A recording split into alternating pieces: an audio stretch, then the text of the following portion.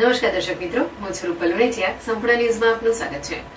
પાલનપુર નગરપાલિકાના ઉપપ્રમુખને પ્રમુખ તરીકેનો ચાર્જ આપવામાં આવતા સોમવારે વિધિવત ચાર્જ સંભાળ્યો હતો, જેમને શુભેચ્છકો અને સમર્થકોએ ફૂલહાર પહેરાવી વધાવી લીધા હતા.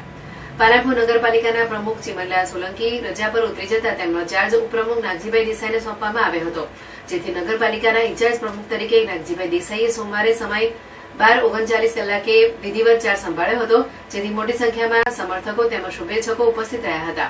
તેમને ફૂલહાર બુકે તેમજ શાલ ઓઢાડી તેમનું અભિવાદન કરવામાં આવ્યું હતું. તેમજ પ્રમુખ નાગજીભાઈ દેસાઈએ પણ તેમના ઉપર સોંપેલી જવાબદારીને નિષ્ઠાપૂર્વક નિભાવી બાકી રહેલા કામો તેમજ ચાલુ કામોને વધુ વેગ મળે તે દિશામાં કામ કરવાની ખાતરી આપી હતી. આજે મેં પાલનપુર નગરપાલિકામાં ઇન્ચાર્જ પ્રમુખનો ચાર્જ સંભાળ્યો છે. અમારા પ્રમુખશ્રી દ્વારા અને આપણા ધારાસભ્ય દ્વારા પાલનપુર શહેરનો વિકાસ થાય, પાલનપુર શહેરના લોકોની સુખાકારીમાં વધારો થાય તે માટે ઘણા બધા કામો ચાલુ છે. તો હવે એ કામો પૂરા થાય અને પાલનપુરના લોકોને ભોગી શકે, પાલનપુરના લોકોની સુખાકારીમાં વધારો થાય એ પ્રમાણેના પ્રયત્નો કરીશું.